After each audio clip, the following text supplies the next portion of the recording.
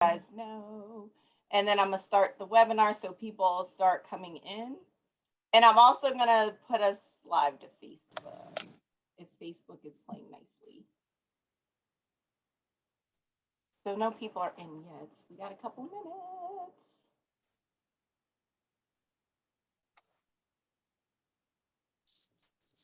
Yes. Do we? Okay. Go ahead. What were you about to say, Regina? I was gonna say if we had a follow-up meeting on the schedule to just move forward with what we discussed last Friday. We can no, we don't. I don't think we do. We got to schedule one. Roxana, okay. Why? It's because of the time change. Why? I'm excited to hear what you guys came up with. Look, outside of Alma's suggestions. That bully. Look, that bully, that joker is a bully. She is funny. She is so funny. She comes with gifts though, so it helps. That's why we love her. Yep. We do indeed. Yeah, that's right. Come with gifts though. And then wait a minute, Regina was like, you might want to, she's like, should I not do it now, Regina? It was so funny, Regina. I was like, you know you weren't supposed to do it now. You better listen to Regina. All right, so. She can't help herself. No, she can't. She is funny though. All right, so we got a couple people in here. Oh, Ms. Lynn Johnson and our new intern, Shania Fortune. Welcome. Thank you guys for logging in. Oh, hey. She helped me do some write-ups for our Mind Health Shop Talk, Regina. So we're going to grade her work. Awesome. We will be grading your work, Miss Shania. Hi, all right, Shania. So we'll get started a little bit. She said, hi, Shania. She said, hello, everyone. All right, so I'm going to also share this and we'll give everyone a minute to log in. So usually when we're in the shops right now, we'll be eating some Panera or something good from a local place that I like around the street, around the corner from us. But thanks to the pandemic, we are virtual.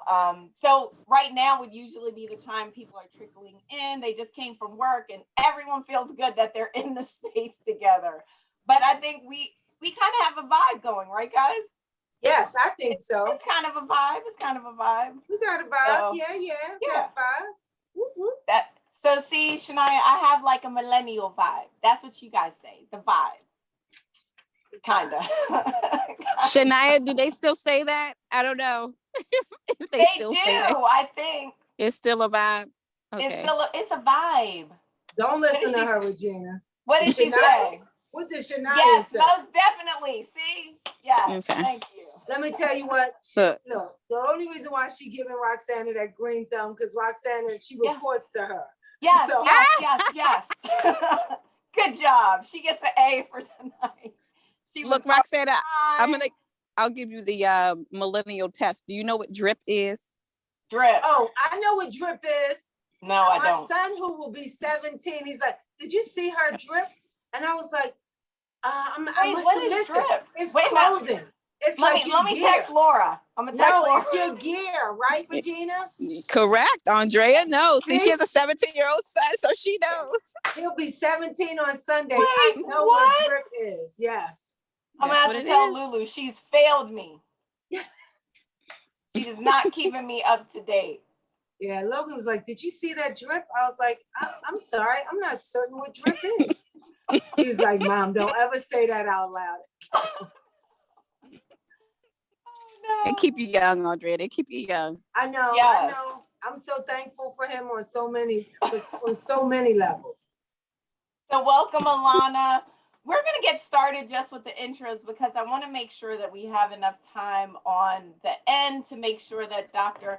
Mbilishaka has enough time to review the topic for tonight. I know everyone is really excited about it. I know I am. So welcome to the Mind Health Shop Talk PsychoHairapy. So for our our Mind Health Shop Talk today. It's a partnership with the Black Mental Health Alliance and Kaiser Permanente. We work together for the Good Health, Great Hair Barbershop and Beauty Shop Salon network outreach initiatives throughout barbershops and beauty shops in West Baltimore. And these forums are led by licensed mental health clinicians and include culturally competent mental health information and resources. And it could also be someone who has life experience. So the Mind Health Shop Talk sessions are usually held in partner barbershops and beauty salons. And we start our year in September 2020 and go all the way to June 2021. But due to the COVID-19 pandemic, we are now doing our talks virtually. So actually last year we were supposed to be in rhythm cuts for our Mind Health Shop Talk, but because of the pandemic, we had to reschedule. So I want to just introduce Ms. Regina Webb. She is representing Kaiser Permanente, and she will be talking about the initiatives for good health, great hair, and a little bit about the partnership that we've done so far this year. Welcome, Regina. Thanks, Roxana, and thank you, Andrea, for partnering with us. Good Health and Great Hair is Kaiser Permanente's community health outreach initiative, and we partner with shops and salons in West Baltimore and actually expanding a little beyond West Baltimore to speak. Yes. And we bring clinical services as well as social support services to those communities in need. Our social support partners include Black Mental Health Alliance, as well as Bon Secours Community Works, which provides our financial wellness sessions. We also work with Brown and Healthy, which provides our nutrition and fitness sessions, and Pratt Mobile Job Center, which provides our professional development, career development classes. All of those sessions are available virtually. We have sessions held all month. On the weekends, we are in community in those shops and salons, still providing clinical services, blood pressure, BMI, as well as flu shots and hopefully soon COVID testing. So we look forward to seeing you guys participate in some of our other sessions, as well as continuing to participate in the virtual sessions, and look for us on all social media platforms. And thank you again, Black Mental Health Alliance, for continuing to be a partner. Thank you, Regina. Definitely looking forward to the expansion of what you are bringing to the community. And so now just to talk a little bit more about Black Mental Health Alliance, our executive director, Ms. Andrea Brown. Yes, thank you so much. Again, thank you, Regina. And in almost absence, we give her a shout out. So we are excited about the partnership. And quite frankly, especially in this moment that we find ourselves in. And so we are not just doing shop talks, but we really are talking about social justice issues and what that means, as what the impact looks like on Black and Brown communities, on women specifically, on young adults. And so we're excited about that. And so again, a shout out to our partners, and we are really looking forward to doing more of what we've done in the past, but really turning up the heat a little. And so how we make our voices heard in this space. And so we are excited today. I know that Roxana didn't give me the go ahead, but because I am super anxious and I did my hair today, I'm super anxious to introduce our speaker. And her bio in and of itself is long, but I will say to you, I'm going to hit some of the nuggets, and then I'm going to bring her on. So directly after me, you will hear her voice. So let's give a warm shout out to Dr. Afiya Mbilishaka. And she is a therapist, a professor, research scientist, and hairstylist. She is the owner of Ma at Psychological Services, a private practice in Washington, D.C., focused on promoting balance and restoring order to her clients. She is an assistant professor of psychology at the University of the District of Columbia that focuses really on understanding and using using traditional African cultural rituals for contemporary holistic mental health practices. She is a graduate of the University of Pennsylvania, and she studied the psychological significance of race within lives and earned a PhD in clinical psychology from Howard University at the age of 26. And so basically, she just bad.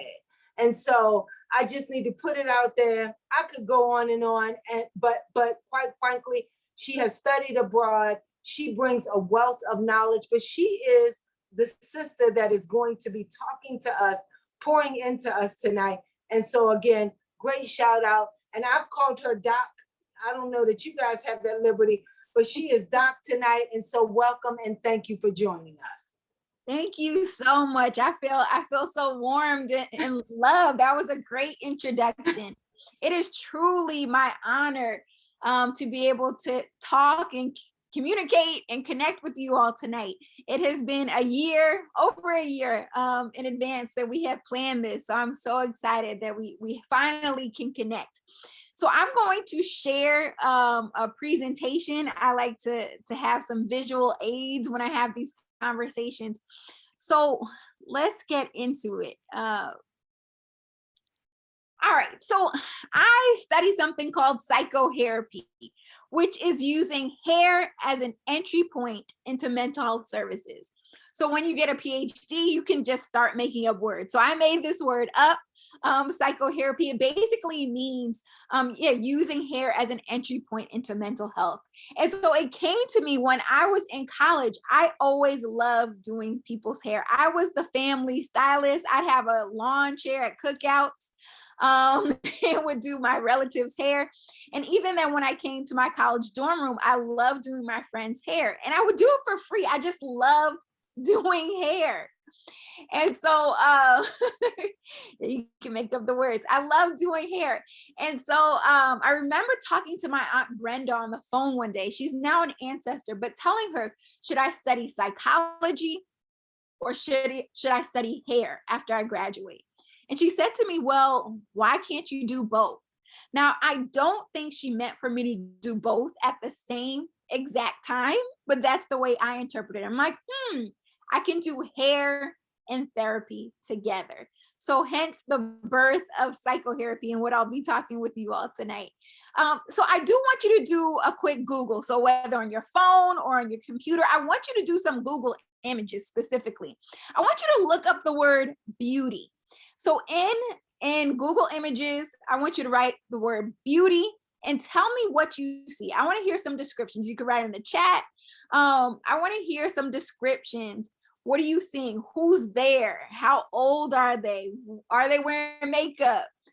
What's their race? What does their hair look like? What are the color of their eyes? I just want to see some information. All right, so you're seeing blonde. It's interesting because, Google, there are different algorithms that we have. So depending on your past searches, you might have some variation. So we see blonde people. You could describe blue eyes, colorful makeup. Rihanna came up for me. Rihanna, okay. She is beautiful. Skinny, okay. Thin people, right? Thin, okay, so we're seeing blonde, blue eyes, skinny, and curvy makeup, Rihanna. Coming up. It's interesting because I was doing this Google search in the past to put together a PowerPoint. And so I was doing this and I felt like nobody looked like me. So I'm like, okay, I think I'm beautiful. So maybe I needed to qualify and put this. Let me see what happens if you put Black beauty. I want you to type in the words Black beauty and then describe to me what you see. Black beauty.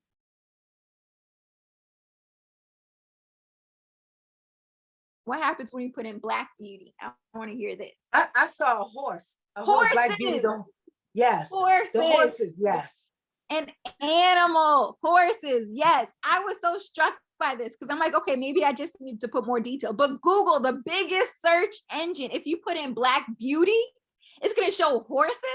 So just to think about who is controlling this narrative of what beauty is and even what Black beauty is, and how this is systemic, right? In terms of, you will find a horse before a beautiful Black person on Google when you type in this term. So this is where my work lies in terms of protective styles. So protective styles, as I'm sure a lot of you know, is when you have the oldest parts of your hair tucked away, right?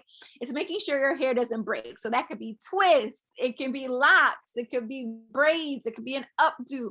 All of that is protective styles to make sure that we are caring for the oldest and most ancient parts of our hair and our beauty. So I love this proverb. Roxana, can you read the proverb for us? Yes, no matter how far the river travels, it will never forget its source. Ooh, you read it with such a vibe. That was a vibe, right? As you were Thank saying. you. Yeah, so I want us in this chat right now. What is the name of this hairstyle? I feel like all of you probably know what it is. What is the name of this hairstyle?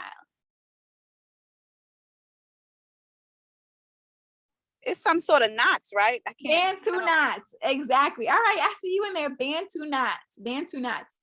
But it's interesting. We can name this style, but do we know who the Bantu people are? It's interesting because you can come real fast with the Bantu, but the Bantu are the second largest ethnic group in Africa. The majority of Bantu people were taken to the Americas for enslavement. So North America, the Caribbean, South America.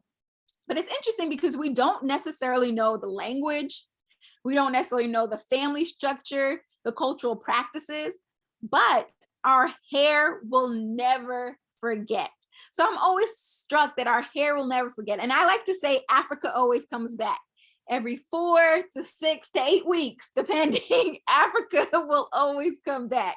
So our hair does not forget. So in terms of the objectives for today, I hope we're super interactive, but I hope to braid together the history of our hair, detangle the politics of Black hair, and lock the connection between hair and healing. You see what I'm trying to do there with this hair theme? I'm just trying to keep your attention. So this is what we'll be doing today. And we'll start with the head, right? I'm a psychologist, so I am a head doctor. And so I really see the value in our faces, in our heads in particular. The appendages of the face can be manipulated for decorative purposes, such as having deep scars, making holes in the ears and the nose. I don't know how many of you have nose rings, flattening of the nose, stretching of the neck. Maybe you've seen those necklaces where people have really long necks, putting circular plates in the lips or in the ears. All of this has social meaning. It could be about attracting a mate, a ritual, or social status. I like to define ritual the way that Sobonfu Some of the Dagara ethnic group of Burkina Faso defines ritual. She says that a ritual is how we prepare our mind, body, and spirit to receive a blessing. Again, she says a ritual is how we prepare our mind, body, and spirit to receive a blessing, and to recognize that we actually use our face and our hair as part of ritual. So even if we look at this Nuba woman, she used scarification to mark an important life event, the weaning of her first child. So she just finished breastfeeding, and she wanted to signify to other people that she is now done and she's ready to start again. I hope everybody on here is over 17 for my sexual innuendos, but basically these scars enhance her sexual appeal. It shows that she's fertile, and in the particular part of the world that she lives in, to be fertile means a lot of status, because that is equal to wealth, right? Having children is equal to wealth where she's from. And so, hey, auntie, I don't know how many of you are Michael B. Jordan fans. Maybe you are, maybe you aren't. But we know this classic film, Black Panther. I don't know how many times people saw it in the movie theater, but did you see the Alexa commercial? Anyway, yes, yes, we did. Yes, that was a good commercial. It's funny. Yes, we did. Yeah, and so we know that his character Killmonger in Black Panther was very powerful and strong. He even went by the name Killmonger because he killed a lot of people, and each of those scars on his body, remember, it represented his kill count. And so I'm going to go off of a evolutionary psychology perspective real quick. Have you ever heard that people like bad boys? Have you heard that? Actually has evolutionary basis in terms of people who are considered bad boys are often strong and can fight, and maybe it could lead to the extension of your lineage. And so I think the people who made the movie Black Panther did pretty decent research on the rituals that these scars can actually enhance someone's sexual appeal. And then two, I don't know if you all recognize this, but after the movie came out, everybody kept getting the Killmonger, right? This lock style of shaving the sides and having locks on the top. So the left is just a person I saw on Instagram who had that style. But on the right is actually my friend's son. He saw the movie like 8 times in the movie theater and was like, I want the Killmonger. So she let him get it. And so that he felt pride in having this hairstyle because he felt so powerful.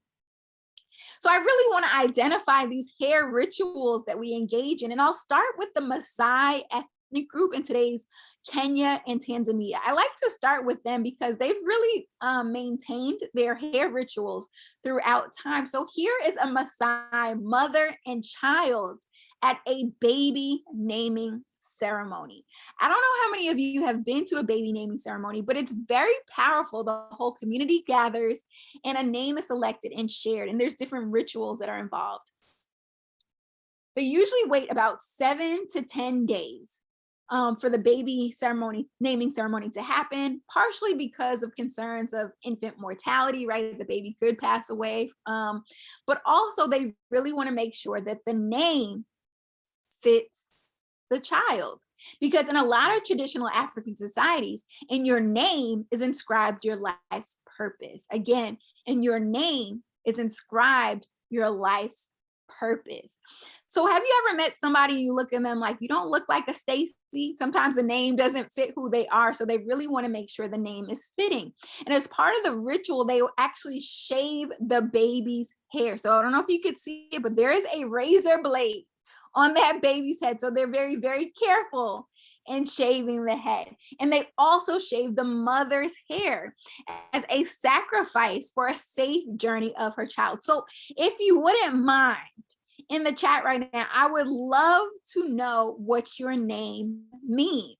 I would love to know what your name means. Again, in your name is inscribed your life's purpose. So my name, Afiya, actually means health. So anytime someone is calling my name, they are reminding me of my life's purpose. They're saying health, health, health. A lot of traditional spiritualists in Africa will actually say that before we come to this physical plane, we make an agreement. We make an agreement in the spiritual world, and we say we want these parents, we want to live during this time in this location. But they say once we come to this physical realm, we forget.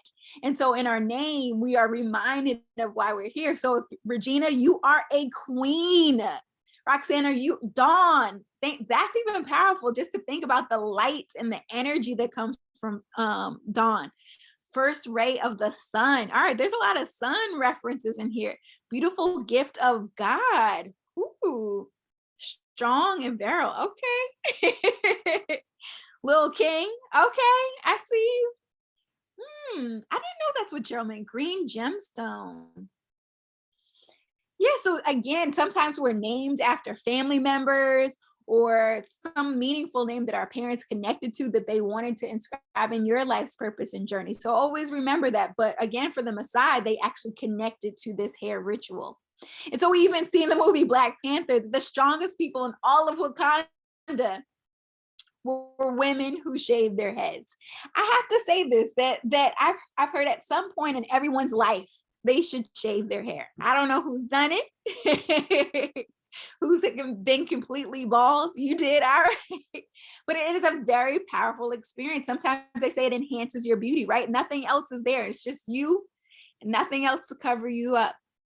And so I feel like this is a nod to Black mothers for Wakanda, even and thinking about the strongest people are Black women who shave their heads, right? Because a mother's strength is unlimited. If your child is stuck under a car or something, you probably could flip that car over because of the strength that you have as a mother. So I feel like this was another nod to that hair ritual.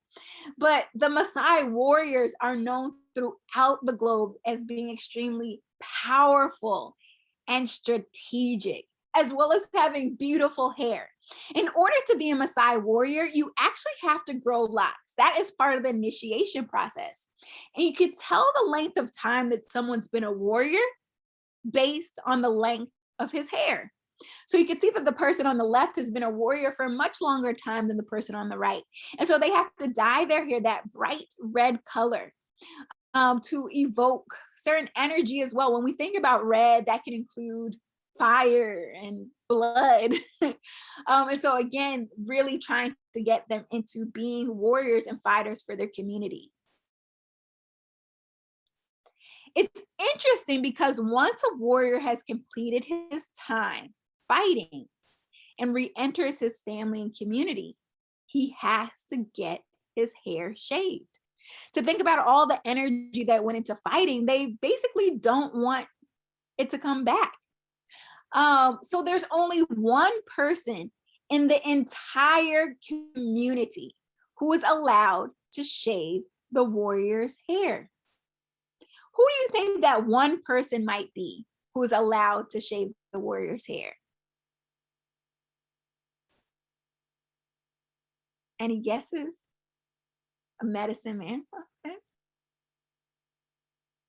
See lots of names. It's actually not a spouse. Okay, that's a good guess though. His mother.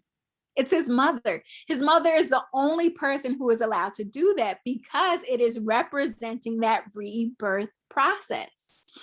So if you look very carefully on this slide as well, you can actually see there is milk. There is milk dripping off of his head because the mother has to shave his hair with milk, again, representing rebirth. And so the mother will actually take the hair and do a ritual in a river to cleanse her son's energy and spirit.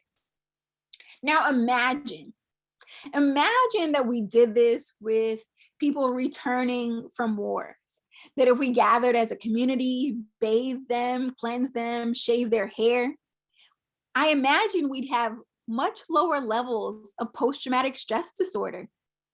Or even imagine we did this for brothers who are returning from incarceration. If we gathered as a community, we're present for them, bathe them, cleanse them, welcome them home, I think there'd be much less trauma too. So to really recognize that these rituals, again, are for community building and for healing, all through the hair. And so here are a bunch of brides on their wedding day throughout the African diaspora. So on the left is a Maasai bride on her wedding day. She did something I did not do on my wedding day. She shaved her hair. So if you've ever seen movies like Waiting to Exhale, you know that sometimes when a relationship ends or one starts, we change our hair. I actually did a research study and found that a lot of Black women, when they had a breakup or divorce, they would either dye their hair a different color or cut it. So we even still engage in some of these rituals related to relationships. So for this Maasai bride, she's going in fresh, rebirth, right? That rebirth theme keeps coming up. And she uses various jewelry to adorn herself. And the woman in the middle, she's actually from the Mauritanian desert. And instead of guests bringing gifts or wedding cards, they will actually braid and twist the bride's hair, putting different beads and pendants into the hair as wishes for the marriage, whether it's wealth or it could be fertility or purity. They are making wishes for the marriage through the bride's hair. And then the woman on the right, she's from the Tuareg ethnic group of today's Mali and Niger. And on her wedding day, she's getting her hair rubbed with medicinal oils, as well as fine black sand. Yes, they are rubbing her hair with sand to increase its luster. Just like we file our nails with an emery board, or maybe if you took wood shop, you rub sandpaper on something to make it smoother. This is the case for hair as well. But it's interesting because on her wedding day, only one person is allowed to braid her hair, and it's the blacksmith's wife. So if you've ever seen blacksmithing with metals and shaping and heat, basically, again, I'm going to keep this PG. They want to make sure that she has a hot marriage. All right, I'm going to move on to the next one. I don't want to get anybody in trouble. But basically, hair has such significance, importance too, because of how we adorn it. Oftentimes we put things on or into our hair, right? So the woman on the left, she has various bottle caps, and it even looks like a watch band in her hair. And then the woman on the right, well, she has some serious cornrows. Okay. I don't know if you're laughing or was my joke too corny? Was it too corny? Okay, that's a good one. I'm working on my stand-up routine. If this psychologist thing doesn't work out, I have to come up with other career options. No, you are good. All right. So what can we assume about this woman right here based on her hair? What do you think we know about her? You co-signed the corny. Thank you. What can we say about this woman's life? Or yes, she's wealthy, she's royal, she's a queen, right? Because of how she is adorning herself and her beauty. So this woman is actually from Ghana. And that is real gold on her face. That is real gold on her neck. That is real gold in her hair. It's interesting. My first time I went to Africa, I went to Ghana, and I remember going to the water and actually putting my hand into the water and pulling it up, and my hand had all these gold specks on it. It was like covered in gold. And so if you know some of the colonization story, that before the country was called Ghana, it was called the Gold Coast, right? Because gold is so abundant as a resource in that area. And so just to think about how it was infused into beauty because of that. Oh, hey, Sean. Oh. All right. All right. This slide, I would say, is the most important slide out of anything that I talk about tonight. If you take nothing else away from this conversation, I want you to focus on this. All right, so the image on the right is one that dates back thousands of years ago to ancient Egypt, also called ancient Kemet. Kemet meaning land of the blacks. And so during these traditional times in ancient Kemet, when someone would seek support for a health-related concern, they'd go to a healer and describe their symptoms. Maybe it's a stomach issue, a joint pain, headaches, whatever it might be. The healer would mix together different oils, animal fats, and plants into a concoction, apply it to the top of the head, and due to the heat of the sun, it would melt into the scalp and therefore into the body system and address the health needs. So anything you put on your hair or on your skin, you should be able to eat. Again, anything you put on your hair or on your skin, you should be able to eat. I say this because of the way that our blood vessels are set up. Things can actually go faster into your bloodstream if you apply it topically than if you were to ingest it. And so I want us to be very mindful of our products, our hair products, our skin products. I know I'm a hypocrite right now with this lipstick. I got it free as a sample from L'Oreal Paris, but I get these little samples sometimes. But again, anything you put on your hair or on your skin, you should be able to eat because it basically can be considered medicine or toxin. And so this image on the left is much more modern. It comes from a Himba woman of today's Namibia. And so she has various clays on her hair and her skin. Of course, it can protect her from the heat of the sun, but it also protects the hair from breaking. So the hair salon that I work with in Silver Spring, Maryland, and Natural Hair Studio, when someone comes in complaining of a lot of hair breakage and having retention issues, we will actually cover their hair and scalp in clay. Put a few drops of essential oil on it and sit them under the dryer. Then take them out, wash their hair out, and they actually will report in future sessions less breakage. To some degree, the clay is filling in those holes or gaps in their hair cuticle. It also has a detoxifying effect of really cleaning out toxins from the body system. But again, we will do clay treatments. And now I'm not saying this is some clay that you go and dig out in Baltimore and apply to your hair and scalp, right? This is medicinal, high quality clay that is being used for healing purposes. But again, I just said anything you put on your hair and your scalp, you should be able to eat. Well, you can get lots of nutrients and minerals from the earth, right? So thinking about plants, it's almost like a straw of sucking up the various vitamins and minerals. And so you're kind of skipping the middle person by just applying it directly to the skin and to the hair. But again, anything you put on your hair or on your skin, you should be able to eat. So I do want to take this opportunity right now to identify what are you all using that is edible? What are you using for your hair or for your skin that is edible? I want to know. Olive oil, yes. A lot of, okay, y'all came fast with that olive oil. Right. Honey, yes, honey is great. Castor oil, right? Growing that hair. Shea butter, coconut oil, yeah. How about this? Aloe, yes, I love aloe, especially for doing locks. I think that's great to make my own aloe gel. How about this? Does anybody use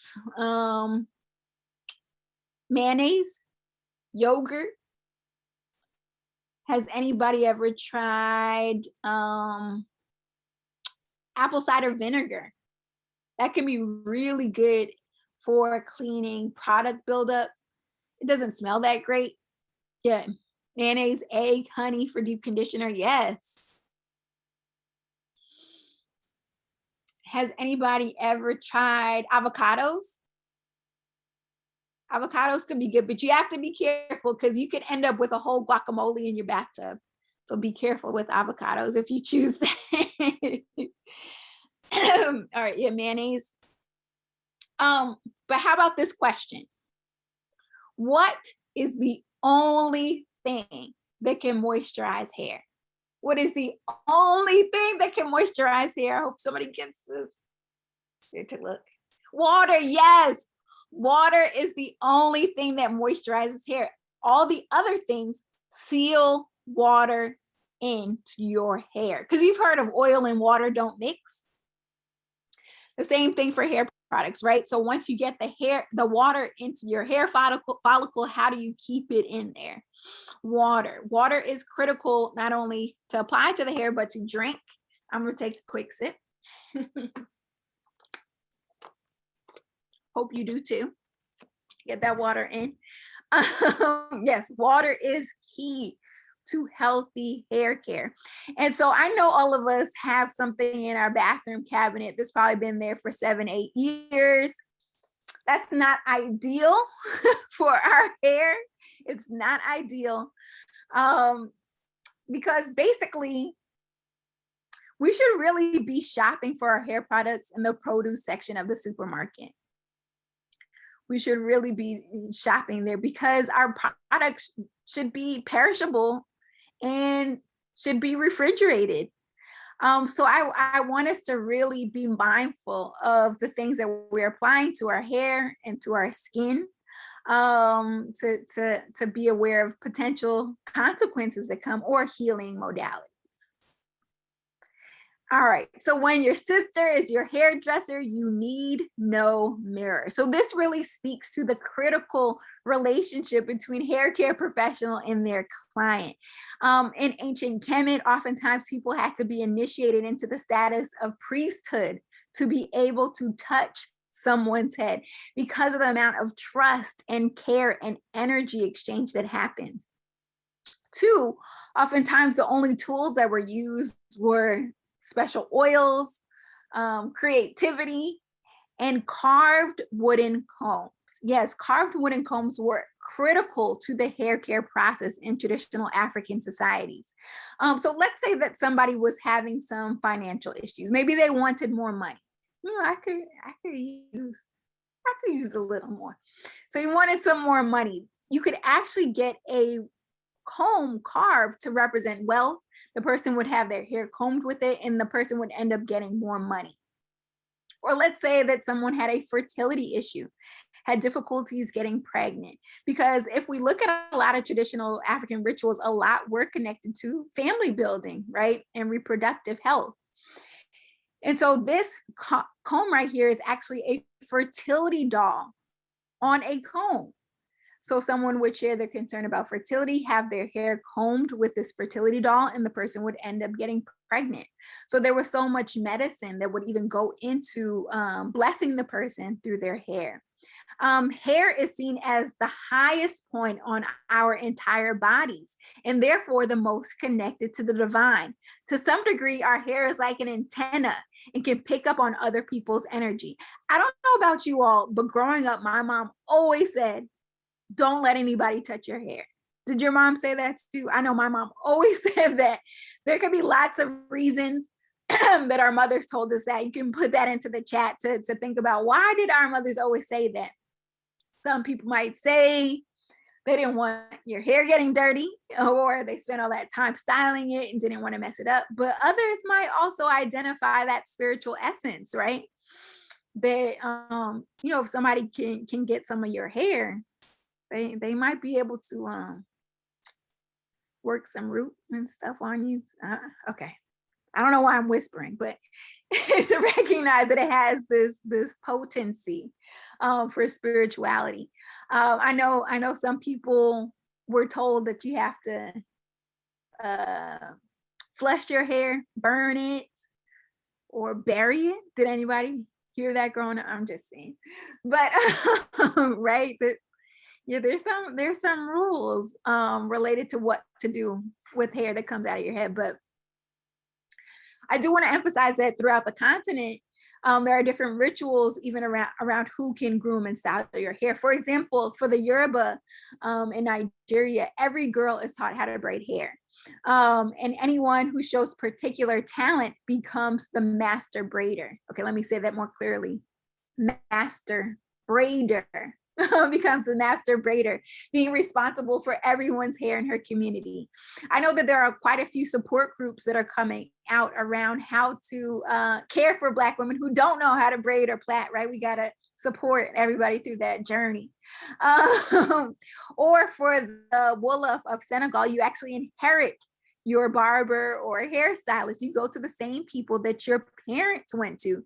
To some degree, that person becomes a griot or a jolly, a keeper of the stories, right? Because we know when we're getting our hair done, we can spend hours and hours and hours getting to know that person. So even for the Mende, to offer to style someone's hair is a sign of friendship. So you're going to tell stories and connect with them and spend time together. So there are so many rules and rituals around hair. And so I just want to be very clear that there is not one type of African, just like there's not one type of African hair. But what's common amongst them all is that every single strand is beautiful.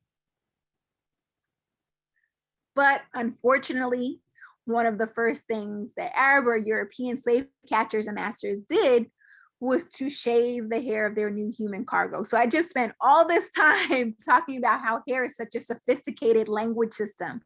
in terms of being able to communicate someone's marital status, their name, what, you know, where they're from, all these different rituals connected to their spirituality, and within seconds destroying that connection.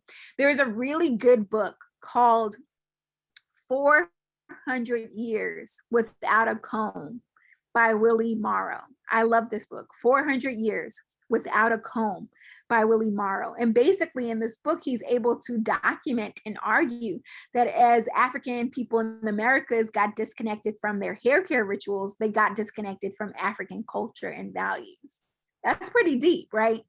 As we lost our ability to care for our own hair, we lost our connection to Africa. And so oftentimes we see images of our enslaved African ancestors wearing hats or scarves. This wasn't a fashion statement, right? It was a protective mechanism that, due to the hours of intense labor, manual in fields and otherwise, we had to cover ourselves. And so oftentimes underneath those hats or scarves were hair loss. So even today, about 47% of Black women experience hair loss at some point in their lifetime. Yes, 47%, according to Yolanda Lindsay in 2019. 47% of Black women experience hair loss at some point in their lifetime, which can be connected to malnutrition, genetics, stress, all these factors. But hair loss, there was scalp disease, and even lice. Oftentimes we think Black people can't get lice, but if you're living like an animal, of course, you know, that the conditions would make you privy to parasites. And so depending on the plantation, you could or couldn't care for your hair. Some plantations allowed Sundays to be the only day that enslaved Africans were allowed to groom themselves and wash their hair, and otherwise having to cover up their hair, but they didn't have their special oils and tools or time. So oftentimes enslaved Africans would have to use horse brushes or things like that to groom their hair. Yeah, so as Barbara was saying, I've seen a post that hair from slaves was used to stuff chairs and furniture upholstery. Yes, that our hair was even called wool or fur, and could be used in that same method that we would use a sheep's hair in that way. So to recognize that dehumanization process, to take our hair for furniture, and right, these things are being found even today when restoring old furniture. All right, I have this picture here. I was trying to be current. Just to even understand some of these slavery politics when it comes to hair. All right, so I don't know if you watched the Oprah interview. Did y'all watch it? I didn't watch it. I just saw clips. But do you remember what Megan said some of the concerns were coming to her from the royal family about how Archie would turn out? Do you remember what? Yeah, so they were concerned about his skin color. They were concerned how dark, no choice but watch parts on the news, how dark he would be. But it's interesting because if this was 150 years ago, Megan would be enslaved, right? Because of the fate of the child would be following that of the mother. So she has a Black mom. So regardless of, you know, who her father would be, she would be enslaved, right? So she would be enslaved. And even going further, if she was enslaved and, you know, had a baby with a white man, that baby would be enslaved, right? The one drop rule. So I even think about that little baby, and that's, you know, he would be enslaved in the Americas, right? He would be enslaved. And so oftentimes skin color was used as an indication of whiteness, but hair was almost seen as a stronger indication of race during that time. Describing the hair, thinking that it was harder sometimes for people to pass. I also say flunk for white. It was hard for people to flunk for white if they had certain hair textures, because the skin color might vary, but the hair oftentimes would be indicative of race even further. So I thought it was interesting. They brought up his skin, but I was even thinking about hair just to modernize this conversation. But I don't want to paint a negative image like our African ancestors were passive in this process. We always fought back, right? There are so many undocumented revolts that happened. And so maybe you've heard of the Maroons, the Quilombos, the Sea Maroons. These were all African people who were taken to the Americas, but either fought and escaped from the boats or fought and escaped from plantations to maintain and keep their African culture and have African sovereignty. Sometimes that would be in the mountains or in caves in Cuba and Brazil or Jamaica, Acompong in Jamaica, that there was always these patches of African resistance. Even in Virginia, people would run away. Garifuna would run away and live in the dismal swamps in Virginia, right? So we didn't always have to run to Canada, but could actually have our own safe spaces using the natural environment. So you probably have heard of this before because it's becoming more popularized, but this image to the left is a bunch of girls with various braided hairstyles, and the image to the right is a map from the 1700s. So it is said that enslaved Africans would actually braid maps into their hair to find African sovereignty, maps into the hair, right? So that if they ever got caught, they were taking their braids out, destroying the maps, or if they traveled alone or at night, the maps were tactile, right? That they could literally feel the map. So turn left at the mountain, turn right at the river. They could actually feel the map. So they were able to find freedom through their hair. I just gotta give some snaps, something. Sorry. Yeah, so this was across the diaspora finding freedom. But you know, snapping. I was clapping. Me too. I was too. Thank you for that, right? We're call and response people, because I know I'm over here just talking and talking, but thank you for giving that energy to it. Yeah, but you know, our hair has always been policed in the United States, whether it's the military laws of the 2015 that people couldn't wear locks and braids and things like that, or the Tignon laws in Louisiana of the 1800s. It was actually illegal for Black women to show their hair in public spaces. Illegal. Some say that it was because the hair was seen as too ugly or unattractive, while others say it was attracting too much attention from white men.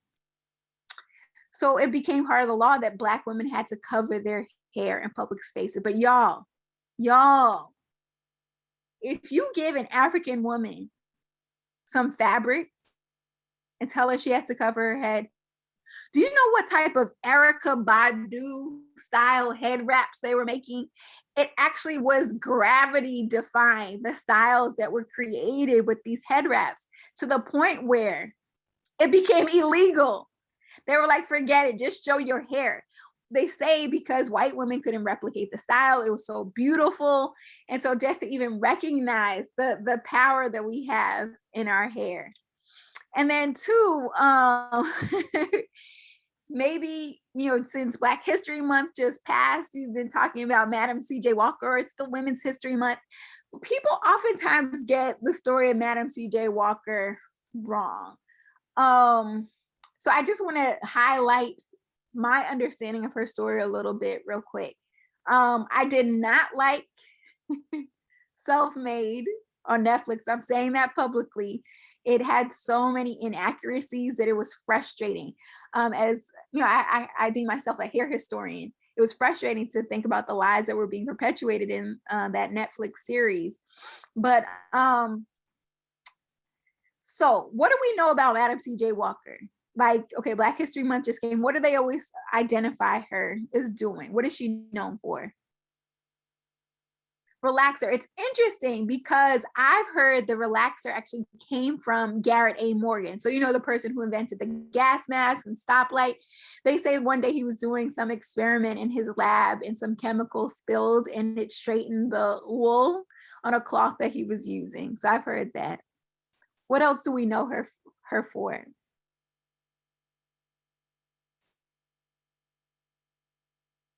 I can't type quick enough, so I'm just gonna have to tell you. The Louise Ann Purcell from Facebook said she was the first millionaire. And okay, so that's it. Yep, that's it. First Black millionaire. And so I see Barbara put the hot comb. It's interesting. She didn't invent the hot comb. It actually was a French tool, but she suggested to widen the teeth on the hot comb to get through Black hair textures. So, okay, I'm going to do a little fact check briefly on Madam C.J. Walker. Ready? Well, Dag, you're saying the whole movie was wrong. I didn't see that coming. Like, because in the movie, she did the hot comb. She did. Okay, I see where you're going with it. It was a lot of fallacy, I guess. Yeah, that's the thing for these movies. I feel like history is better than these fictionalized narratives that they're perpetuating in Hollywood. I'm like, if you just follow that true history, it's going to be way better. So Alana is saying the movie was so wrong on so many levels. Barbara Bailey, I love the education in this webinar. Most of the movie was wrong. Monica Campbell. Cheryl says she supported education for women and created in her home a place where women gathered, empowering them, which I hope you're going to say that's true. Is that true? Yes, that is true. Okay. I'm going to get to so, that is true. That is true. All right. So this is what a quick origin story of Madam C.J. Walker. All right. So she had a predecessor, Annie Malone. Annie Malone is actually the person who developed a hair product that was ideal for a variety of Black hair textures because she was a chemist. She studied plants. She was a botanist and put together this formula for healthy hair.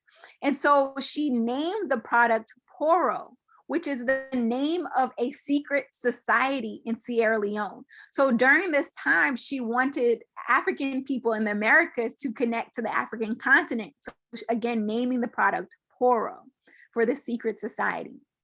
And so she actually came up with that sort of Mary Kay model where people train one person how to use the product and then they sell it to the next group. So that was her formula. And the reason she's not known as the first Black millionaire is because she gave so much of her money away. She gave so much money away. So there are orphanages to this day that have the name Annie Malone. There's a parade in St. Louis by the Black community called the Annie Malone Parade because she was such a philanthropist and gave her money away. And so one of her employees was Madam C.J. Walker. Madam C.J. Walker worked for Annie Malone. And so Madam C.J. Walker learned about business from this woman. I think in the movie, the name was Addie Monroe. It was just a fake person. It just, yeah. Anyway, so see, that's the beauty of going to a HBCU, I think, that, you get the decolonized version of history. See, that's beautiful. I would love to say that, Roxanne. Oh, no, please, no, don't say that's not where you got it from. You're like, no. I was miseducated, right? I was miseducated. As Carter G. Woodson would talk about, I went through a complete miseducation process, both at my Ivy League school and at my HBCU. So I was using the language earlier, self-taught. So maybe the HBCU informed my pursuit of Black information and knowledge. Yeah. But I never had a class on this. Right. But in terms of really thinking about the importance of understanding history, even as a psychologist, right? That the best way to predict future behavior is understanding past behavior. So I oftentimes make it my mission to understand African and Black history so that I can be a therapist to my community. And so it's really uncovering so much. My latest obsession, and I'm going to get back to Madam C.J. Walker. My latest obsession, y'all, Harriet Tubman. She is my latest obsession. I have the book right here. I recommend this book. It is called Harriet Tubman, The Life and the Life Stories. Oh my gosh. Oh, wow. So good. People do not know the story of Harriet Tubman. Like okay. Can we do another one on Harriet Tubman? Because now I'm like, yes, we can. Okay. All right. Let me go to Madam C.J. Walker. All right. So Madam C.J. Walker, born with the name Sarah Breedlove in the 1860s. She was the first person in her family to be born free in the Americas. And so she was growing up as a sharecropper. Her parents actually died when she was just 6 years old from health-related issues. And so she moved to the Midwest with her sister, where she became a domestic. So as a domestic, she was responsible for, doing laundry, cleaning houses. And at the age of 17, she was married and had a child. But at 17 also, her husband was killed in a race riot. Some say he was actually lynched in a race riot. And as you could imagine, she was extremely stressed. And if you're extremely stressed, what happens? Her hair started to fall out. And so she was very upset and distressed, working hard. And so she says that she had a dream one night. And in her dream, an African man came to her and told her, if you want to grow your hair back, you have to get this special plant from Africa. So she woke up, ordered the plant. It came several weeks later. And in her kitchen, she mixed together different recipes, applied it to her hair and her scalp, and it worked. It grew her hair back. This is the story that she tells. It grew her hair back. And so, like I was saying earlier, 47% of Black women experience hair loss at some point in their lifetime. So she knew so many other people who were experiencing hair loss as well. And so she started sharing it with her family and friends, and it worked for them as well. And so she built her business off of hair growth after hair loss, since it was such an issue. And so she had a very unique business model. For example, she paid the people who cleaned the bathrooms more money than the executives in her company. Why? Because she felt like the people who cleaned were working harder than the people who were just going to a bunch of meetings. And so they say at the time of her death in the early 1900s, she employed over 100,000 Black women. Again, she employed over 100,000 Black women. Even Oprah doesn't do that, or Michelle Obama, or Kamala Harris. So she really saw hair as an entry point into economic empowerment for Black women. So yeah, self-made. I disagree with you. But the book I was saying for Harriet Tubman is called Harriet Tubman, The Life and the Life Stories. So yeah, I'm only on page 125, but it made me drive from where I live to Dorchester in Cambridge, and I had to like go to the Underground Railroad Museum. I was taking pictures and but that's so I'm not even making this up. I want to do that after learning about a lot about Harriet Tubman after people were disputing the movie and stuff. So I definitely want to do that walk as well. Okay, can we organize something? We definitely can. I love your energy.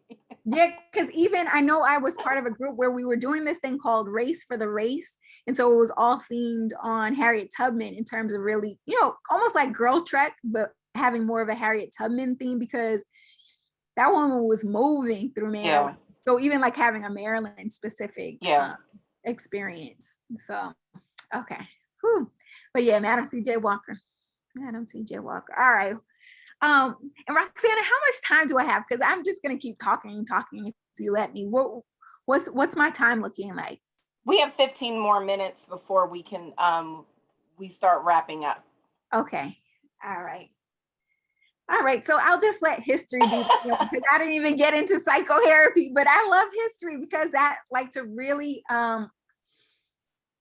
understand who am I is so critical to healing, right? And where do I come from? So who is this brother right here? I'm sure we all know him. Who is he? Malcolm X, right? And he went by tons of different names. So if you've read the autobiography by Malcolm X, you know that each chapter, by Alex Haley, autobiography of Malcolm X by Alex Haley, each chapter is named after one of his names. So whether it was Malcolm Little or Mascot, as he was called in school, or Satan, as he was called in prison, or before he went to prison, Detroit Red, right? Or coming out Malcolm X, when he made his pilgrimage to Mecca, El Hajj Malik El Shabazz. And then even when he went to Nigeria, getting the name Omawale. Omawale meaning the sun has returned. And so in this image, he's probably going by the name Detroit Red. And why was he called Detroit Red? Well, he was from Michigan. And also because he had red hair. And so if you've ever seen the movie Malcolm X by Spike Lee, you know the first time that you ever see Malcolm X's character, which I know is Denzel Washington. I don't want to call it. I know I read the book after I saw the movie and I kept picturing Denzel Washington. I'm like, that's not Malcolm X. Anyway, the first time you see him in the movie, he is getting his hair conked, right? He's in a barbershop. The first time you see him, he's getting his hair straightened. And if you've ever had a perm, you know that thing burns. So he's sitting there kicking, screaming, shaking, finally runs to the sink, washes his hair with water, puts a towel on his head, and he pulls it back really slowly. And he says, "Looks white, don't it?" Whoo, he was happy. He was happy. He was so happy that his hair was straight. And it's interesting because if you know his life story, then you know the people who murdered his father, the people who caused his mother to have significant mental health issues to the point of institutionalization, that separated him and his siblings, that said he couldn't be a lawyer, that harassed him on the trains, all of these different things were white people. So it's interesting because, right, I'm a psychologist. We're talking about mental health. There's a psychological disorder when someone is kidnapped, beaten, and abused, and they fall in love with their captor. Do you remember what that's called? That disorder where you fall in love with the person who's abused you or kidnapped you. Stockholm. Yep, Stockholm syndrome. Stockholm syndrome. So it makes me think about, to what degree do African American people have that related to our hair, or people across the African diaspora? So the people who sometimes are most oppressive to us, we want to look like. And so I don't know about you all, but I don't ever remember hearing in the Emancipation Proclamation that there was any way to deal with the trauma. It wasn't like they said, now that slavery is over, you get 40 therapy sessions in a mule. Okay, I was making a joke, but I don't know if that, but you get it because it was supposed to be 40 acres in a mule. And okay, anyway, but we never we got it. We got it. I'm like cracking up. I'm like, let me just. We got to give her feedback, y'all. Come on. Yeah, we never got the mental health care that was necessary for the amount of intergenerational trauma, right? And as Dr. Joy DeGruy talks about, post-traumatic slave syndrome. I don't know if that term is even accurate, post-traumatic. It's persistent traumatic. It hasn't gone away. Slavery is legal in the United States according to the 13th Amendment, right? That if you are convicted of a crime, right? So just thinking about we need some mental health reparations. All right. But I think it's interesting in the movie and throughout the book that Malcolm X is seen negotiating the meaning of his hair, right? Because later when he's arrested and he's getting his hair straightened, do you remember where he washed his hair? In a toilet bowl, right? He washes his hair in a toilet bowl. Or even when he's in prison and he meets Brother Baines, who makes him woke, that he's like, let it burn, right? So to recognize how hair was a metaphor in Malcolm X's life. Or maybe you've heard of the Kenya Land and Freedom Army, this undercover army in Kenya, where they were taking colonizers out. They were taking them out and allies to colonizers, right? Because oftentimes we don't think about slavery happening on the African continent, but it did. It just was called colonization. And so in Kenya, this undercover army, aka the Mau Mau, would grow locks to show their warrior status. Just like earlier, I was saying the Maasai grew locks. And so there was a woman who rose through the ranks named Karima Muthoni. And so in 1967, when the British said, fine, we'll stop colonizing you, Kenya, we'll leave. She didn't believe it. She didn't believe it. She was like, I'm gonna go live in the mountains until the British stop controlling Kenyan economic system, education system, labor, law, politics, sex, religion, war, health. She said, I'm gonna live in the mountains until then. You think she's come down? No, she has not. And she says that her hair represents the politics of Kenya, trying to put whites at the top and put blacks at the bottom.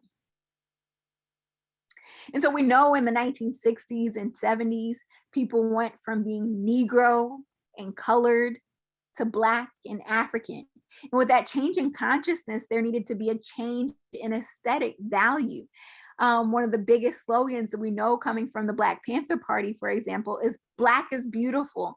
If you wouldn't mind, can you write Black is beautiful in the chat on Facebook and in the Zoom?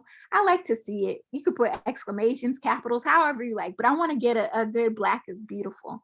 And two, we oftentimes don't recognize that the majority of people who were in the Black Panther Party were women, right? So when we even think about the success of programs like the breakfast program, it was women who came up with that, right? And so to recognize that the relationship between learning and eating the right foods. So if you saw Judas and the Black Messiah, they were really pushing the breakfast program as one of the programs that Fred Hampton was helpful in Chicago. But did you all see Judas and the Black Messiah? I actually feel like, you all can challenge me on this, I actually felt like Judas and the Black Messiah was actually more historically accurate than Self-Made with Madam C.J. Walker. That's my perspective. But I don't feel like they, of course, did him justice in terms of the complexity of this person who was 21 years old and who had accomplished all of these different things. But even thinking about his hair, right? So that's Fred Hampton at the bottom, just the freedom that was coming along with having free hair. So on Facebook, we have a lot of people: Teresa, Kenya, Sharon, Erica, Linda saying Black is beautiful, and agreeing, Michelle Brown, Black is beautiful. Yes, excellent. So I just wanted you to know that. Thank you. I needed to coming in on Facebook. Thank you.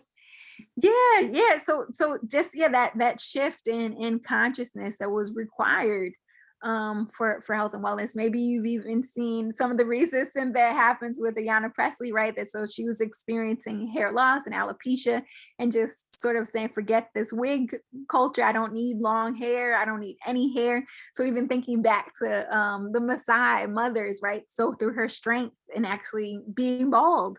But there's always been, tensions, Black girls being suspended from school, like Dana Maya Scott for wearing box braids. They couldn't play in sports. They couldn't go to the prom because they had braids. Or maybe you heard of Zuleika Patel in South Africa, where in her school book policy, it says you had to straighten your hair in order to go to school. So she was able to organize over 20,000 people to resist this school rule. Or maybe you've heard of Vanessa Van Dyke, who now actually goes to Spelman, but she was being bullied at school because of her hair. She went to the principal's office and told them about her being bullied, about her hair. And the principal said, you're suspended because your hair is a distraction to the other children's education. So there are so many other stories that we hear about this. And probably the one of the most famous ones, Andrew in New Jersey, where he was told that his locks gave him an unfair advantage in fighting. You know what? That might be true considering the Maasai and the Mau Mau of Kenya. The locks maybe do have some warrior energy, but shamefully cut his hair. He did win the match, but to think about the trauma that results from such an experience.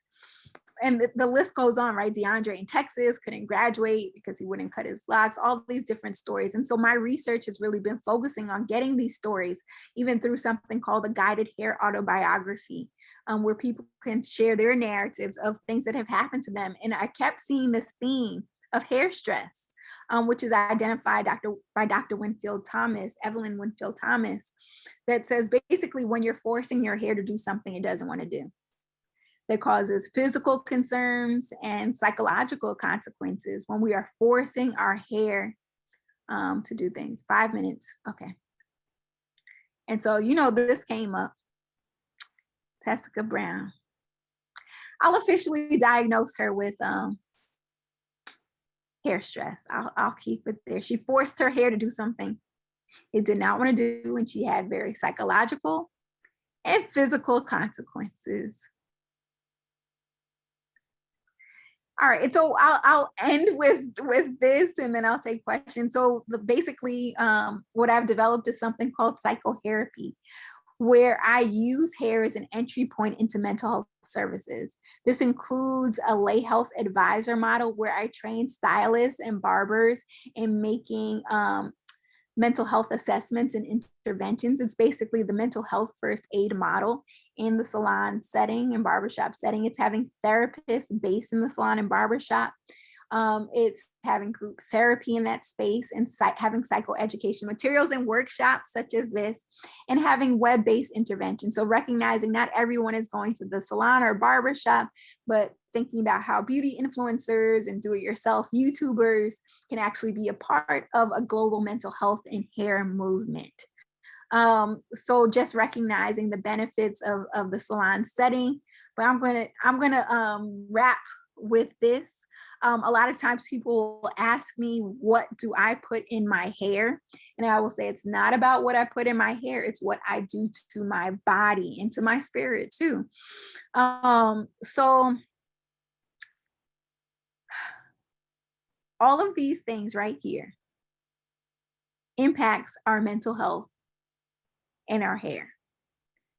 So I'm gonna say something, and if it applies to you, I want you to write into the chat on Facebook or onto the Zoom chat.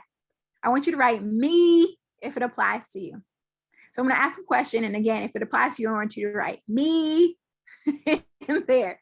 All right, so the first question I have for you all: who in here eats at least 4 servings of fruits and vegetables a day?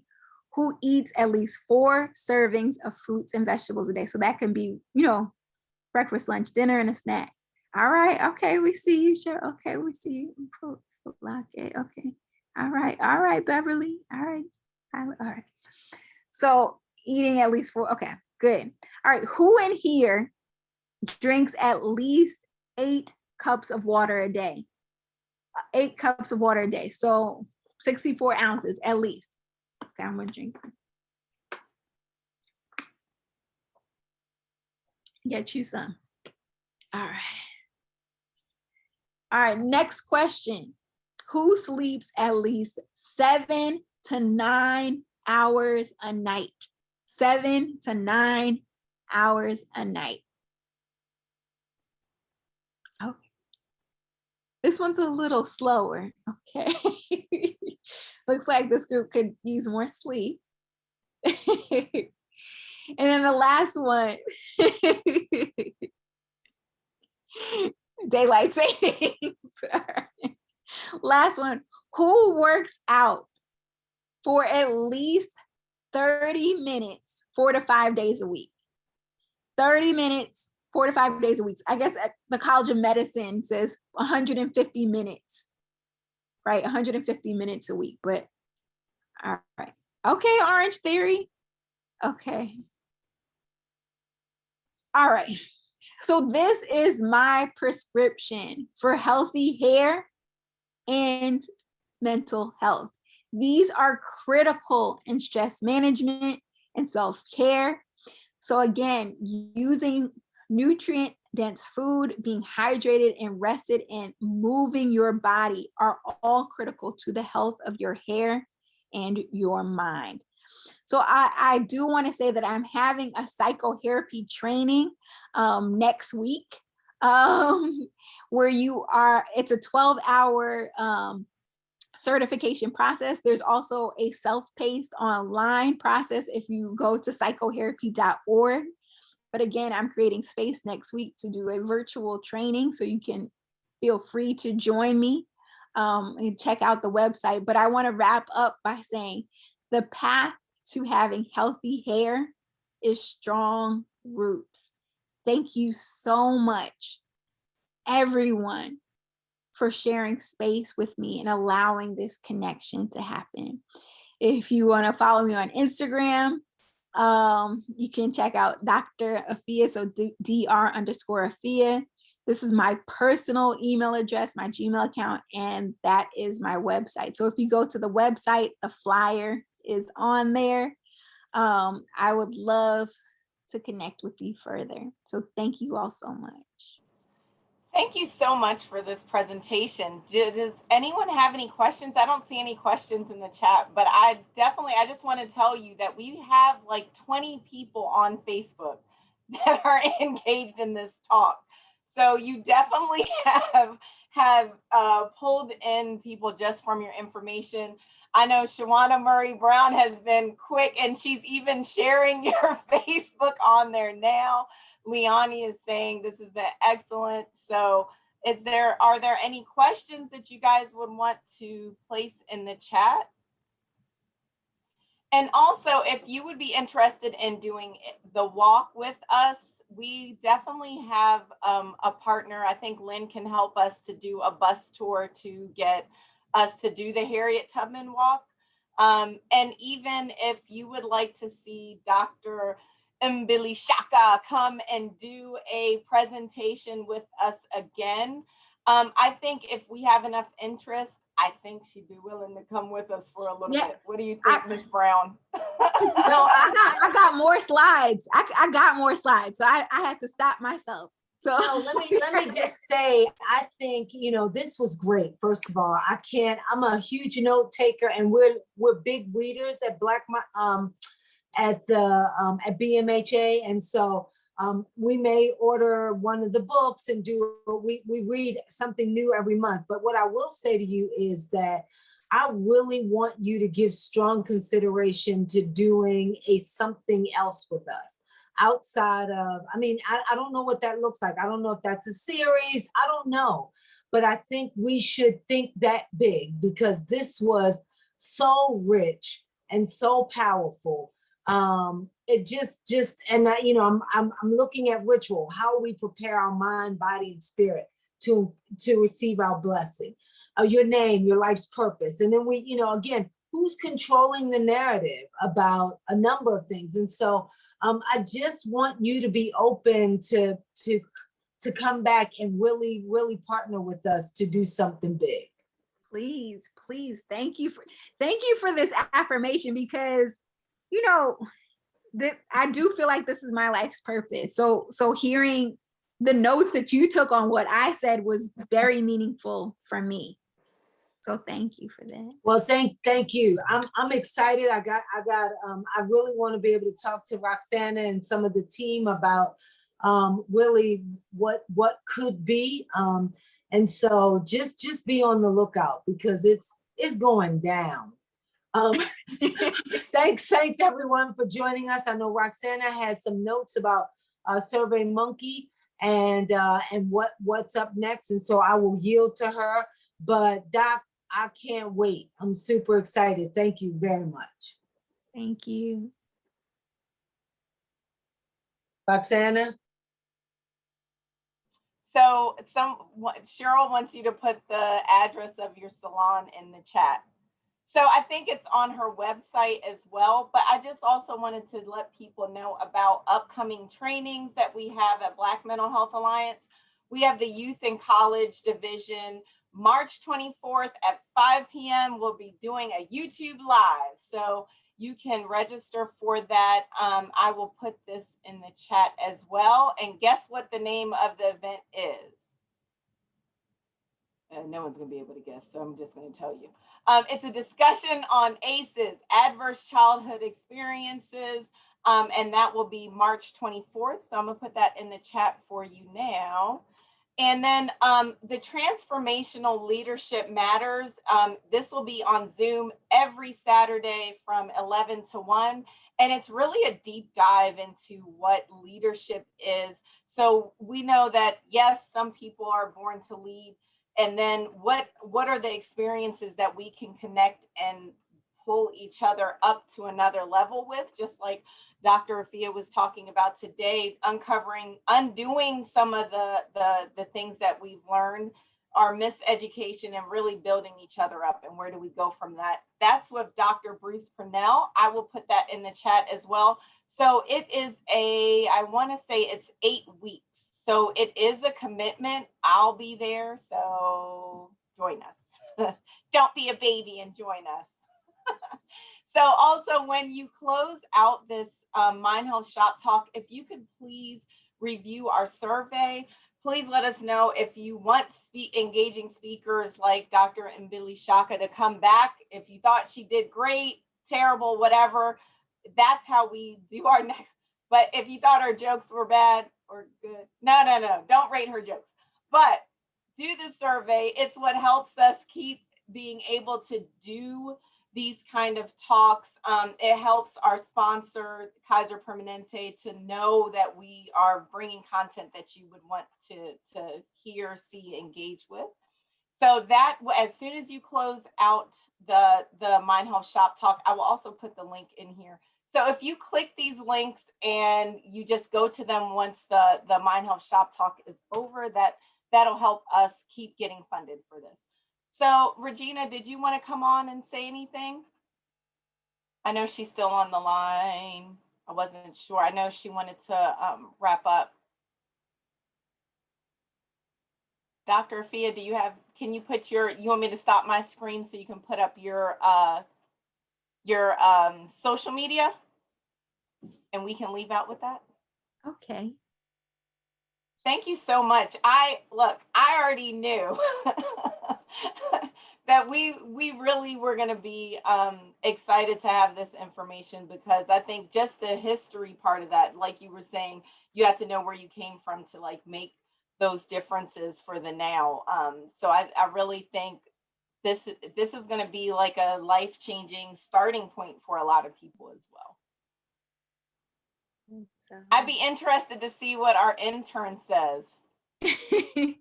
Was it I know a vibe? she'll have a lot of feedback. We have 2 interns from Morgan, so it'll be interesting to see their feedback. And I'm going to send you what they say. Okay, I want to know. I value their If it was a vibe, it was good or not. So thank you everyone for being on the line with us today. We definitely are going to have some follow-up. So please keep on the lookout. Have a great night, everyone.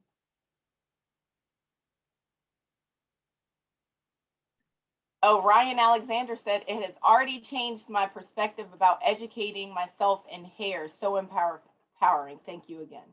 Thank you, Ryan. So thank you guys. Have a great, awesome night. Bye.